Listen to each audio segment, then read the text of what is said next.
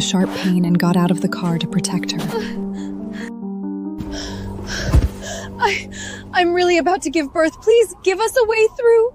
Fresh blood stained the snow beneath me bright red. The man panicked, scrambled back into his car, and slammed the door shut. It's got nothing to do with me! Don't try to pin this on me! Everyone got out of their cars, knocking on windows one by one to convince others. This pregnant woman! Christmas was coming. My husband was driving me home. I was 8 months pregnant. Then, his phone rang.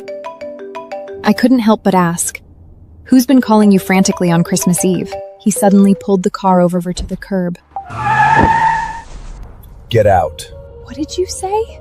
He stared straight ahead. The power tripped at my sister-in-law's house. She's alone and scared. I have to get over there and fix it for her. I couldn't believe my ears. Right then, his phone started ringing urgently again.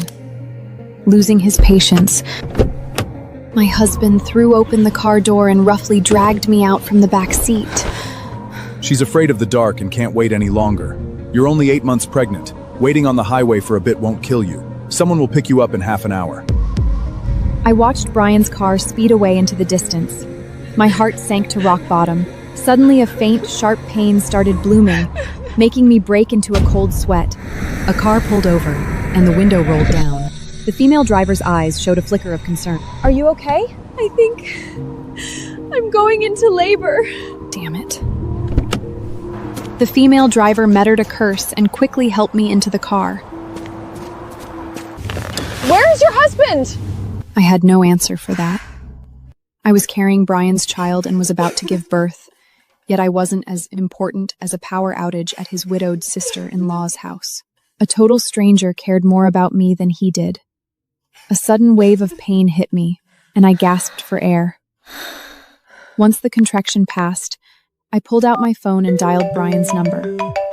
He hung up without a second thought. Once, twice, 3 times.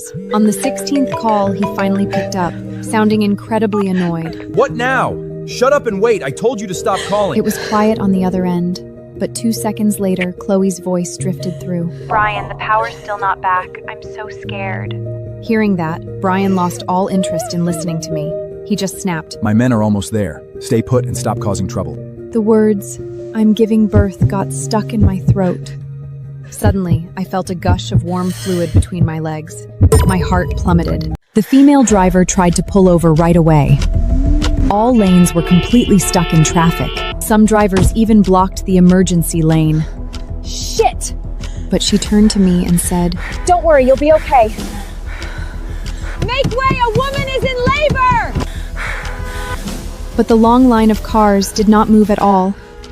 I tried to calm down and called Jake, Brian's right-hand man. If they cleared the road. Donna, what's wrong? Another sharp pain hit me hard. I gritted my teeth and tried to explain quickly. I'm in labor. We're stuck on the highway.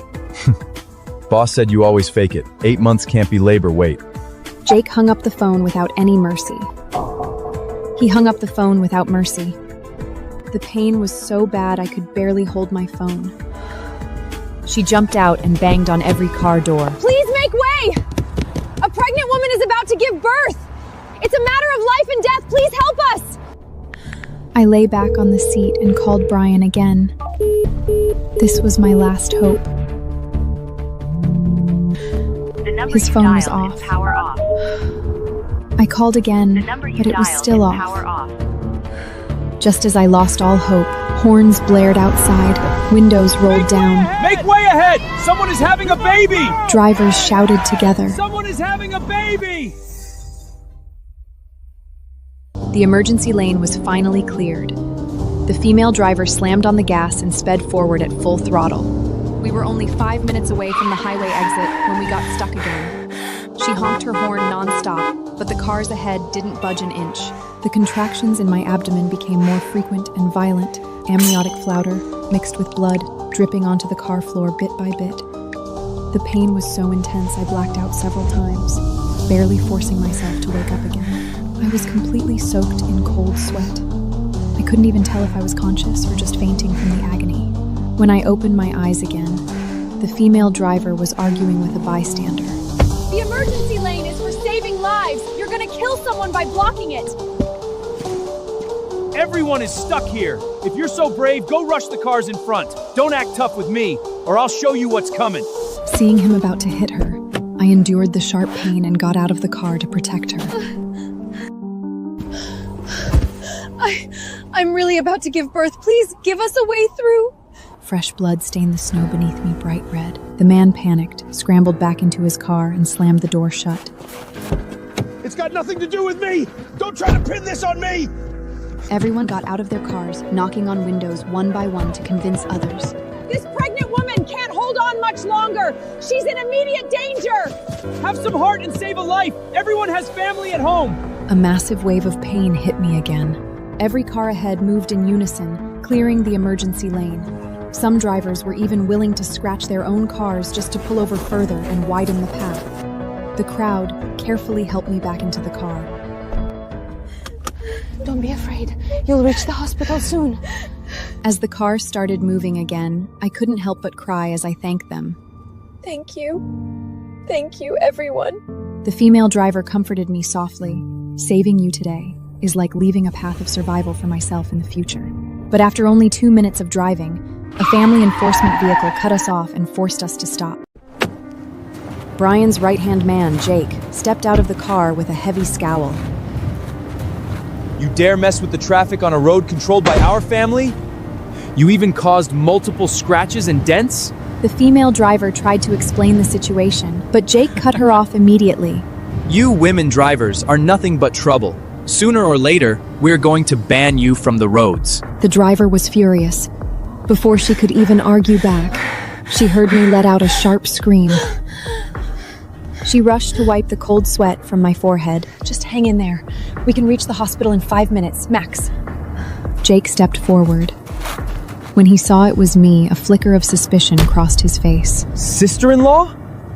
What are you doing here? I bit down hard on my finger, forcing myself to stay conscious. I'm giving birth. You guys need to... Halfway through my sentence, Jake's phone rang. Boss, we found Donna, but... She looks like she's in labor! On the other end of the line, Brian's voice came through clearly, as cold as ice. She's just throwing a tantrum. Ignore her and let her stay there to reflect on her behavior. My head started spinning instantly, and the pain felt like it was tearing my body apart. After one last scream, my vision went black, and I completely lost consciousness. When I woke up again, I was already in the hospital. I only found out from the conversation of the nearby that I'd been resuscitated for a whole day. I slumped on the bed. The still unsettled stomach suddenly clamped. I know the child is gone. Before I could even process the grief, Brian walked in. Behind him followed Chloe, looking like a victim with a pout on her face. Joy, you really love making a scene over nothing. Didn't you say you were giving birth? Well, where's the baby? Looking at his completely indifferent face, I let out a self-defecating laugh and stayed silent. Chloe gently patted her chest and shot me a casual, dismissive glance. Joy, you really didn't need to do all this. Brian and I are completely innocent. Was it really worth making such a huge scene just to target me? Aren't you embarrassed? It was just a short power outage at my house. Did you really have to overreact like this? Embarrassed? I gripped the bedsheet so hard my nails nearly dug into my flesh. If giving birth to my husband's child is embarrassing, then calling someone else's husband to leave his pregnant wife just to fix a fuse is absolutely shameless. I know you giving birth is a big deal, but I'm a woman alone at home in the pitch dark. I was truly terrified. If Brian hadn't arrived in time, I would have to suffer in the dark all night.